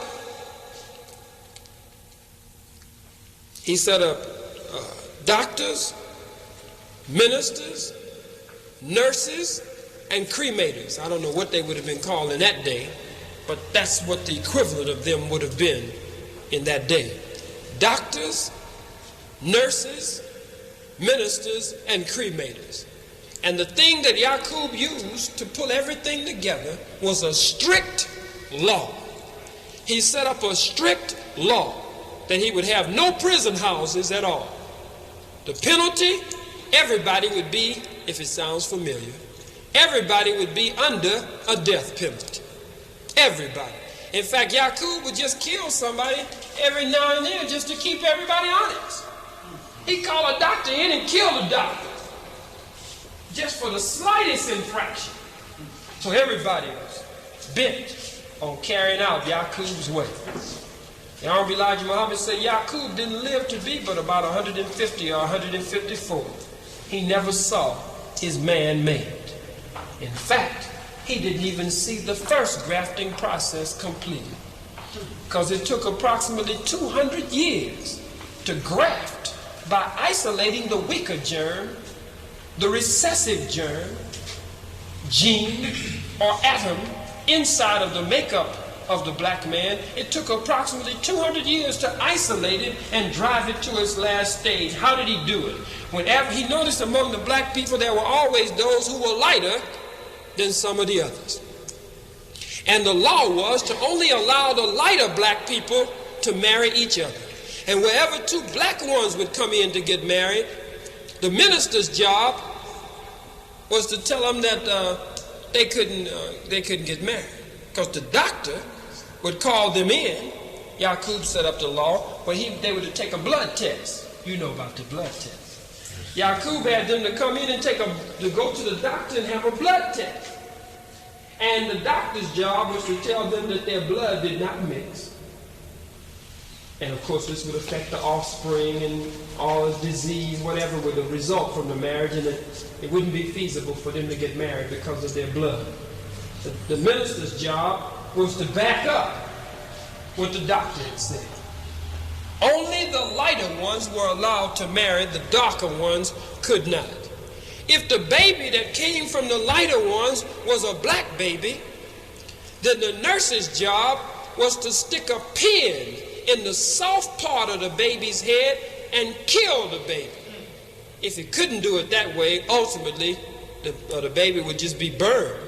Or in many instances, after the baby was killed, be turned over to the cremator, and the cremator would burn the baby. The mother was told that the light-skinned baby was a holy baby. So there, a preference for lighter-skinned ones over the darker-skinned ones were bred at the very beginning. All of the dog babies the mother was told that the dog baby was going to heaven. Going to heaven, and that this was a special baby. That's to get to kill the baby and to get rid of the black ones. Only allowing the lighter ones to mate and marry, killing the dog babies and allowing the lighter ones to live. Allowing the lighter ones to marry, killing the dark, mating the light, and allowing the light babies to live. This went on for approximately 2,000 years, killing the darker babies and letting the lighter ones live, until you had grafted out of that small group who had moved away from the main 70% group, still in the main area, that group that had moved out in the Aegean Sea on the Isle of Patmos or Pelon. After 200 years, now you have produced a brown race of people. The first race of people was the brown race. Remember, black is not a race, but we'll get into that at another time. He produced the brown race. Then they noticed that in the brown man was dominant and recessive. The brown man had himself, and he had something a little lighter than himself. So the same principle applied now, after the first 200 years, that none of the dark brown ones were allowed to marry. Only the lighter brown ones were allowed to marry, and if they had a dark brown baby, the baby had to be killed. Only the lighter brown and lighter skinned babies, which were actually yellow, would be allowed to live. 200 years, killing the dark brown, allowing the light to live. Not allowing the dark-skinned of the brown to marry, only allowing the light-skinned of the brown to marry until they had produced the yellow race. And the law was a very strict law. Any deviation meant sudden death. Any deviation, because the object and the plan was to graft the dissatisfied element from the black man, graft the weak element from him, the recessive element from him, put it in his image and after his likeness to some degree, and let it rule him for a period of time. And once he saw the consequences of being under that concupiscent nature, he would never let that, once he could get out from under it, he would never let that kind of dissatisfaction creep back into his societal structure or his nation again. 200 years of now not allowing the dark yellow ones to marry, only allowing the light yellow ones to marry. And if they had a dark yellow baby, killing the dark yellow baby, only allowing the lighter yellow babies to live until you had produced, after 200 years, another people. So out of the black, we have gone through who the original man is, how the God created himself from blackness and triple darkness, how out of the black man, from the dissatisfied, only 30% at that time, came the brown man, and out of the brown man came the yellow man. And we're going to stop our lecture at that point.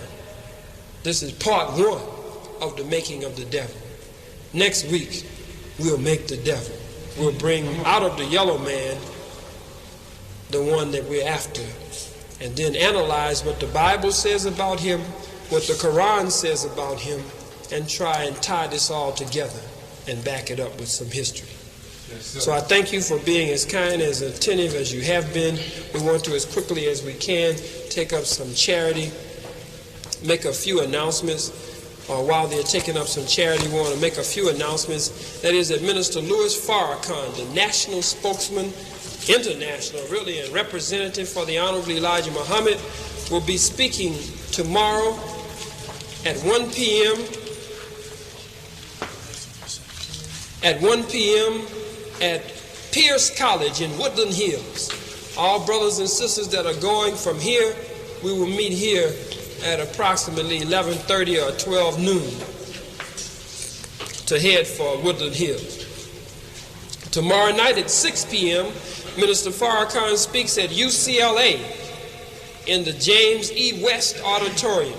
The James E. West Auditorium at 6 p.m. at UCLA. Tore Long Beach up last night. Right. Packed house at Long Beach. Tuesday at 12 noon, we will meet here to start our Savior's Day observance.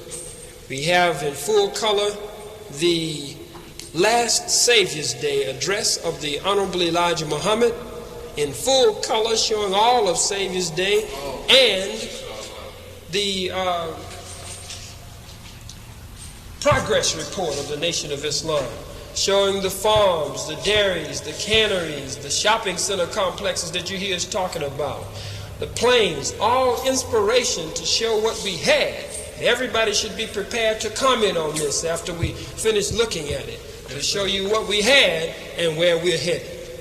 Minister Farrakhan, at the beginning of the Savior's Day observance, will pipe in live by telephone, a special Bell telephone hookup.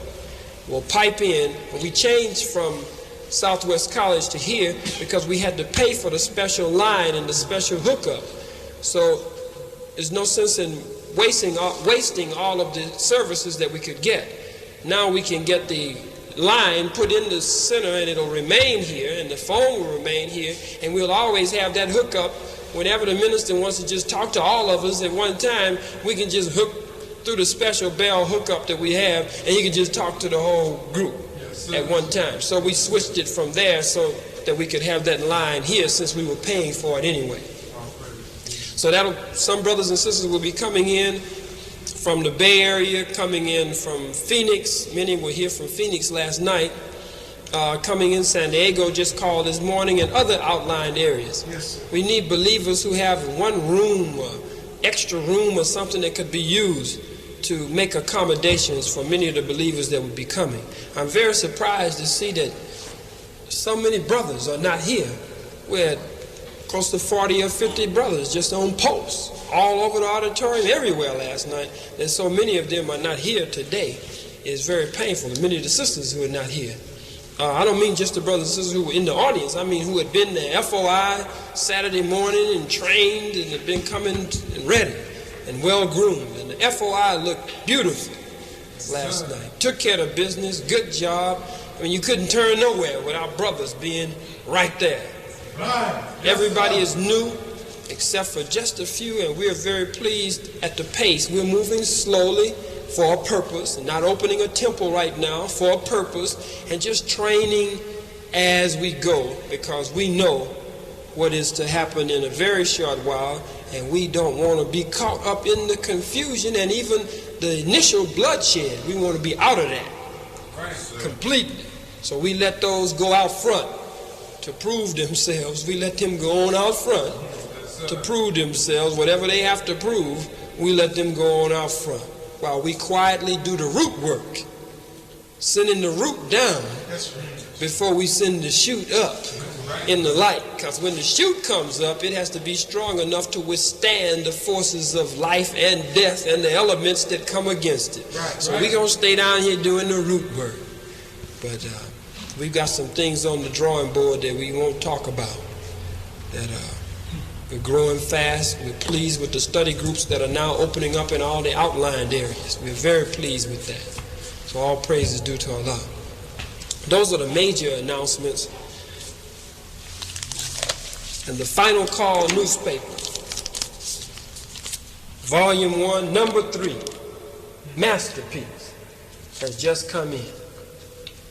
Has the Honorable Elijah Muhammad smiling. Shows his little hard-working disciple or apostle, shows his little hard-working apostle right under him, because we all become the apostles according to the book of Acts. We were disciples before, but the term disciple is changed after Jesus' absence. Then they're called apostles. But showing his little servant under him, it looks like Savior's Day. Yes, to see all of the people packed. And this ain't no picture from one of the old Savior's Days, and we put it on here and put the minister's picture on the old Savior's Day picture. This is the way it looked on the messenger's birthday, October 7th, in the Medina Shriners Temple in Chicago. Looked just like Savior's Day. The banners, it was packed.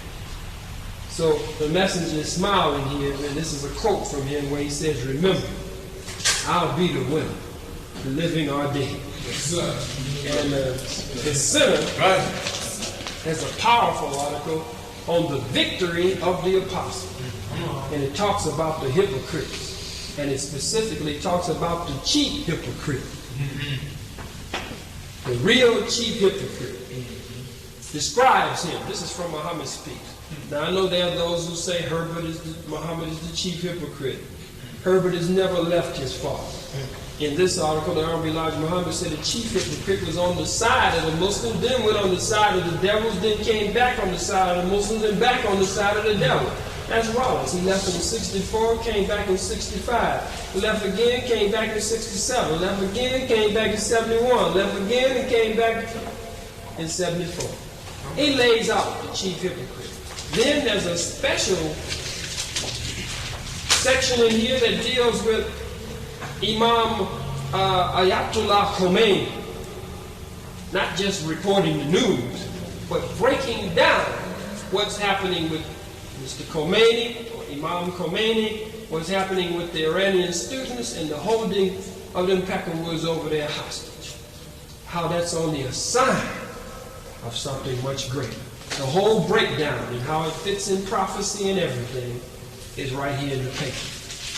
And we want to make sure that everybody not just gets a copy, but that everybody really takes this one to our people. Not the sisters. We don't expect our sisters to be out on no street corner with no Final Call newspaper. The black woman has worked for us ever since we've been in this country. That's right. Ever since we've been here, she's worked for us. She worked for us when we were too scared to work for ourselves. We were shuffling and scratching and yes, sir, no, sir. And she would do little things that she wouldn't have ordinarily done that was against her nature to keep her man from getting killed or to keep him from getting sold to another plantation. Many times she'd have to have the baby and then a few hours later get up and still drag along the road and pick the cotton and drag the sack and try to take care of the baby right in the field. Many times she'd have to try to take care of the back house and the front house, the big house. The black woman always worked for us, always carried us. She was the father and the mother and our woman, and had to be the white man's woman too, because he would force her to be. She's always, even after the plantation, worked to hold up things because the white man set it up so she could move a little more freely. She's always worked to take care of us.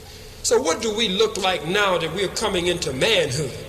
Putting her out on the corner with a paper in her hand, or a pie, or any damn thing. Yes, Don't put the black woman on no street corner. That's a pimp mentality. That's right. It's a pimp attitude. Yes, sir. And anybody that does that is a traitor and an enemy to the rise of our people. That's right. You don't put this one out on the streets. Right. You don't misuse her on the street. You don't disrespect her on the street. And we certainly don't put her out there so you can mistreat her. Right. Because as this FOI is being formed, this ain't even 1/3 of it. We're going to call everybody who ain't here today and find out where they are. Right. This army that's being put together, when you disrespect the woman who decides to come in here, many of them got changes and hang-ups, and they slow. But the one who decides to come in here and cover herself up and wrap herself up, not just in the garment and the outer trappings, but in the divine truth, spirit, and wisdom of the God, and the rise of our people, that sister who comes in here to do that, dedicating herself to the rise of the black nation, we will kill or stomp over her. Right. Right. We will, that ain't what happened to my hair, but we will eat the hair off of your head over her. Right. We intend for her to be respected. The Honorable right. Elijah Muhammad said no nation can rise any higher than its woman. If you right. don't elevate the woman, you can forget it. Right. Everybody judges your nation by the woman. Right. The woman is the standard bearer of civilization, the hallmark of civilization. So we don't intend for sister to get out there with nothing. See black women out there in the rain. Got the poor black woman out there peddling pies in the storms, rain, and she's out there. She's always been a warrior, always tough. Always. Harriet Tubman grabbed lames and put pistols to their head. So you going to freedom, chump, I'm killing you right here. That's the spirit of Harriet Tubman. Sojourner Truth in Zinga in Africa. The spirit of Nefertari and others on the African continent. The great warrior spirit. But we don't put her out there like that. We're the front line. That's right. We're the one that bites through the teeth that bite through the opposition. Right. We're the point. Right. And then if, just a second, who put that brother on? Somebody put him on post? Are you in charge here, brother? That brother ain't supposed to be on post. That's one of Silas's men. I'm talking to him right now. Y'all done took him out and put him on post. Or putting him out. I don't know what y'all doing.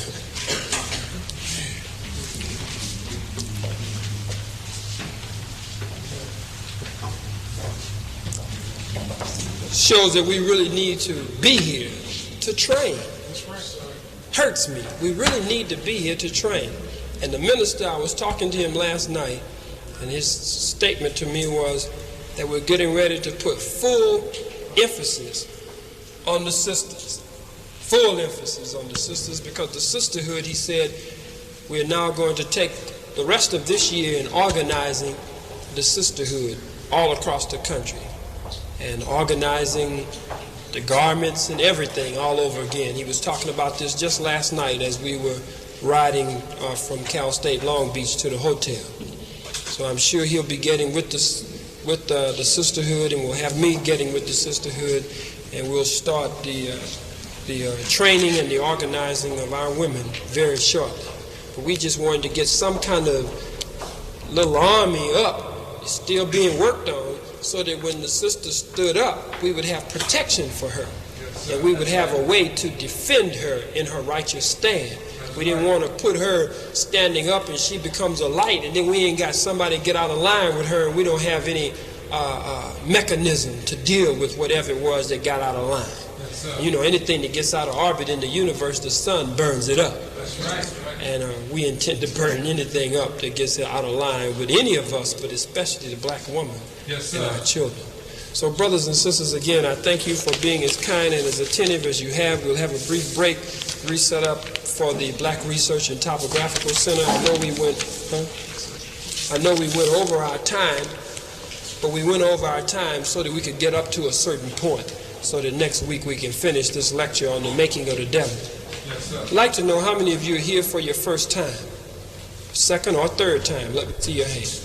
How many of you are here that are not yet followers of the Honorable Elijah Muhammad, but you know about his program, his economic program of getting land for black people in factories and dairies and our own schools and colleges and universities and shopping center complexes, our own ships, the only one that has shown this example. And you know about his representative, Minister Farrakhan, who is rebuilding his work and is very qualified and very prepared for this hour by the Honorable Elijah Muhammad. Those of you who know the seriousness of the hour in which our people are now entering, where America is being chastised with all kinds of rain, snow, hail, tornadoes, hurricanes, earthquake, the collapse of her dollar, the fall of her economy, confusion in her government, lost respect around the world. Those of you who can see that and know that and who are not yet followers of the Honorable Elijah Muhammad, how many of you would like to begin to come with us during the week and join our study group and study with us and learn more about the time, the critical time that we're living in? As the old folks say, these are perilous times that we're living in, and how we can prepare for the upcoming depression, how we can store food, unite, defend ourselves, and get in tune with God's plan for escaping this destruction. How many of you who are not yet followers of the Honorable Elijah Muhammad would like to come, study with us, unite with us, and find out more about this program of the Honorable Elijah Muhammad? May I see your hands if you're interested in it? You stand, brother. One brother, he's the real. Brother, two brothers.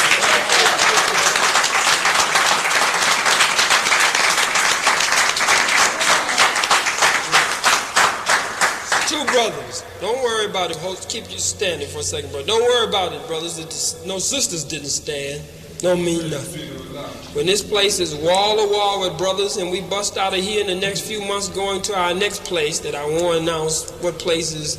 I've mentioned one that we're looking at, the Baldwin Theater, but there are about 3 that we're looking at that we'll be busting out of here shortly. Don't worry about no sisters stood up today. Because when they see wall-to-wall brothers, knowing that Muhammad makes men, the sisters will knock the doors down, coming in, so they don't even worry about it.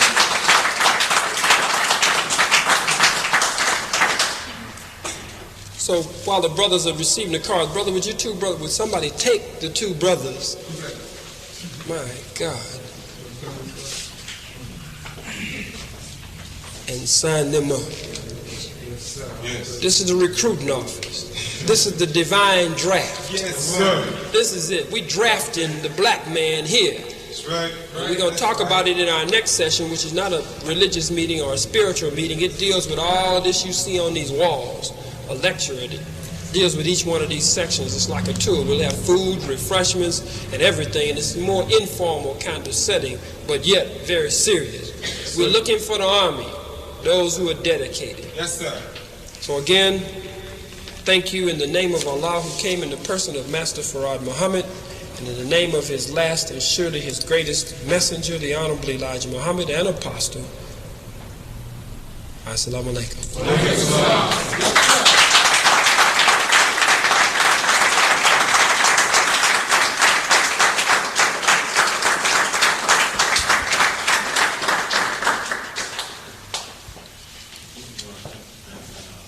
Assalamu alaikum. Brothers and sisters, as the minister mentioned, in a short while, approximately about 10 or 15 minutes, as soon as we can get set up, we're going to have our Black Research Topographical Center tour, where we will have a discussion and a lecture on all of the information you see on the walls here at the center. We hope that you have come to make an investigation about the condition of our people. Stay a while, spend some time. It's not going to hurt. It will help. You will gain more information about what you can do to be positive and for in the best interest of our people. So if you could all stand and just browse around, look at the walls, make yourself at home. We're going to rearrange the seating. Thank you.